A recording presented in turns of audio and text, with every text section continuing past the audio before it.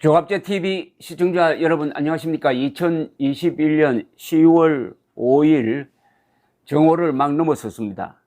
더불어민주당 대선 경선 후보인 이낙연 전 민주당 대표가 이제 정면으로 이재명 경기지사를 겨냥하면서 민주당의 결단을 호소를 했습니다. 민주당 1위 후보의 측근이 구속되었다. 그런 인사와 행정을 했던 후보가 국정을 잘 운영할 수 있겠느냐라고 했습니다. 오늘 서울시 의회 대회의실에서 기자회견을 열고 대장동 수사가 어떻게 전개될지 알 수가 없다.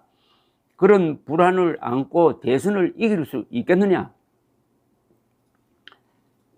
이 지사는 유동규 전 성남도시개발공사 본부장이 구속된 직후에 유 씨는 측근이 아니라고 주장을 했는데 이낙연 전 대표는 이 지사의 측근이라고 했습니다. 이것은 국민의힘이나 언론의 시각과 궤를 같이 한다는 이야기죠. 그러면서 1위 후보의 위기는 민주당의 위기이고 정권 재창출의 위기다 라면서 민주당이 대장동의 늪에 빠지지 않기를 바란다. 조속하고도 철저한 진상규명과 국민의 눈높이에 맞는 대처가 시급하다. 정권 재창출의 확실하고 안전한 길을 결단해달라고 했습니다. 라디오 인터뷰에서도 이 지사가 유 씨 구속에 유감 표명을 한 것에 대해서 책임은 말로 지는 게 아니라 행동으로 지는 것이다. 이제 막 한 사람 구속된 단계인데 앞으로 수사가 어떻게 될지 모르기 때문에 당원과 선거인단이 조금 더 판단할 시간을 가질 필요가 있다. 어디로 갈지 모른다. 현재 상태로 결정을 하는 것보다는 조금 더 신중한 판단을 해보자는 것이라고 했습니다.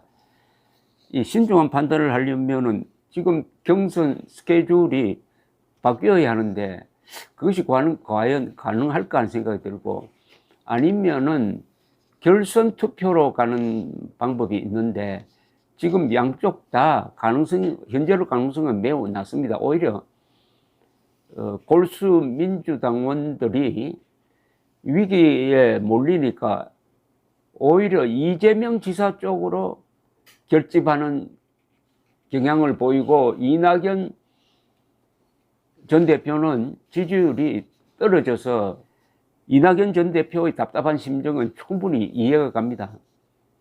만약 이 대장동 수사가 2달 전에 이루어졌더라면 아마 지금 이재명 1위는 불가능할 겁니다. 이낙연 대표가 1위로 올라갔을 가능성을 배제할 수가 없습니다. 그런데 수사가 너무 늦게 되니까 이낙연 전 대표가 거기에 대한 상당한 불만을 표시를 했는데 노골적으로 하지는 않았습니다. 그렇게 되면은 당 내에서 오히려 배신자로 찍힐까 하는 걱정을 해왔는데, 이제 검찰이 유동규를 구속해버리니까 이제 근거가 생기니까 조금 더 공격적으로 이야기를 하고 있습니다. 너무 늦은 감은 있습니다. 그러나 앞으로 수사 상황이 어떻게 갈지 모른다.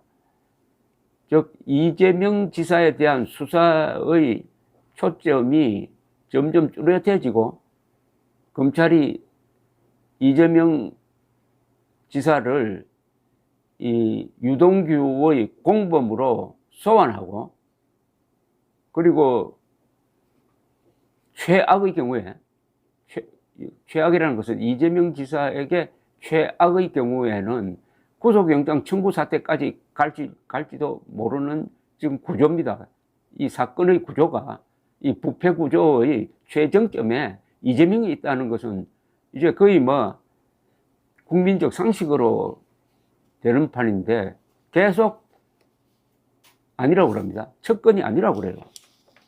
측근이 아니라는 데 대해서 진중권 씨는 오늘 뭐라고 논평을 했냐면 유비가 장비 모른다고 하는 격이라고 했습니다. 국민의힘 박수영 의원은 첩보라면서 이재명 지사가 경기관광공사 사장에 유동규를 임명하고 임명장을 주면서 이리 와라, 동규야 이리 와라 라고 했답니다. 동규야 이리 와라. 첫건이 아닐 수가 없죠. 첫건이. 더구나 이 특혜 구조를 유동규란 사람이 혼자서 독단적으로 결정할 수 없는 여러 가지 규정상의 뭐가 있다는 것 아닙니까? 이것은 반드시 성남시장의 결재가 필요하다. 그러니까 앞으로 이제 수사의 초점은 성남시장으로서 이재명 씨가 이 관련 서류에 서명을 했느냐 안 했느냐, 그거 뭐 수사하면 바로 나오는 거죠. 하여튼 지금 제일 억울한 사람이 이낙연 전 민주당 대표인 듯 합니다. 감사합니다.